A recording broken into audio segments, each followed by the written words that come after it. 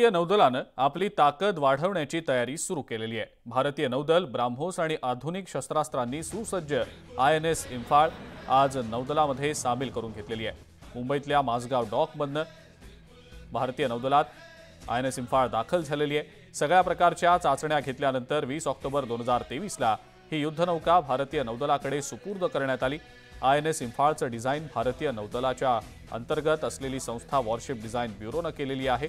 युद्धनौकेचं बांधकाम 19 मे 2017ला सुरू झालेलं होतं। अत्यंत कमी वेळेत या युद्धनौकेची निर्मिती आणि चाचणी करण्यात आलेली आहे। या सोहळ्यासाठी संरक्षण मंत्री राजनाथ सिंग आणि राज्याचे मुख्यमंत्री एकनाथ शिंदे उपस्थित होते।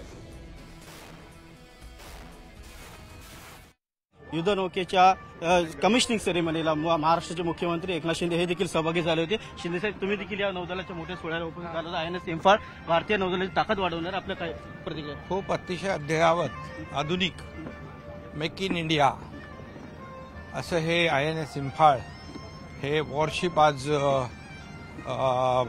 नेव्हीच्या स्टाफमध्ये दलामध्ये दाखल झालेलं आहे। यामुळे नेव्हीची ताकद तर अधिक मजबूत होईल आणि एक आधुनिक आणि पूर्णपणे आत्मनिर्भर जे आदरणीय प्रधानमंत्री महोदयांचं ब्रीदवाक्य आहे की आत्मनिर्भर भारत, या शिपमध्ये पूर्ण मेक इन इंडियाचं सगळं उपकरणं अवजारं लागली आहेत आणि रक्षामंत्री राजनाथ सिंग यांच्या कार्यकाळामध्ये असे अनेक नेव्ही, आर्मी, एअरफोर्स मध्ये खूप मोठा अत्याधुनिक बदल झाला आहे।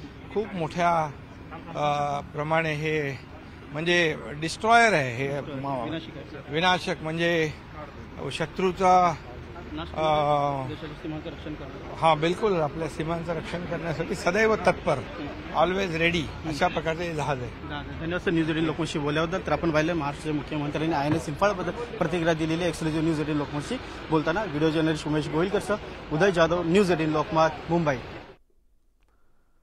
22 जानेवारीला होणाऱ्या श्रीराम मंदिर लोकार्पण सोहळ्याच्या पार्श्वभूमीवर आमदार रघुराज प्रताप सिंग अयोध्येमध्ये दाखल झाले। यावेळेला त्यांनी राम मंदिर ट्रस्टचे सरचिटणीस चंपत राय यांची भेट घेतली आणि त्यांनी लोकार्पण सोहळ्याच्या तयारीच्या संदर्भात त्यांच्याशी चर्चा देखील केली। लोकार्पण सोहळ्यात अभिषेक सोहळ्यामध्ये सहभागी होणं ही भाग्याची गोष्ट असल्याची प्रतिक्रिया आमदार रघुराज प्रताप सिंग यांनी दिलेली आहे। सभी लोगों के लिए, सभी सनातनियों के लिए ये परम सौभाग्य की बात है कि हम लोगों के जीवन काल में प्राण प्रतिष्ठा में उपस्थित रहने का, दर्शन करने का सौभाग्य हम लोगों को मिल रहा है। आदरणीय चंपत जी भाई साहब ने जिस तल्लीनता के साथ पूरे मंदिर निर्माण कार्य को देखा है, संचालित किया है, उनकी सराहना में शब्द पर्याप्त नहीं है। अक्षता पूजन कलश अयोध्येहून काशीला पोहोचलेले आहेत। काशीमध्ये या अक्षता कलशांची शोभायात्रा काढण्यात आली। यावेळेला शेकडो लोक उपस्थित होते। यावेळेला डमरूच्या तालावर जय श्रीरामचा नारा देण्यात आला। काशीतील प्रत्येक घरात हे अक्षता कलश पोहोचवण्यात येणार आहेत।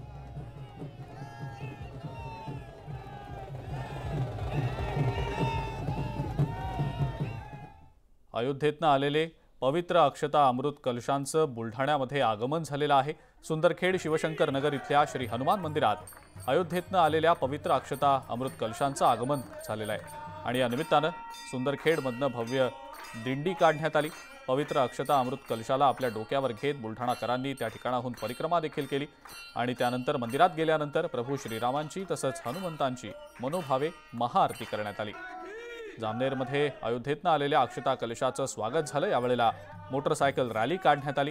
रॅलीमध्ये मंत्री गिरीश महाजन हे देखील सहभागी झाले होते।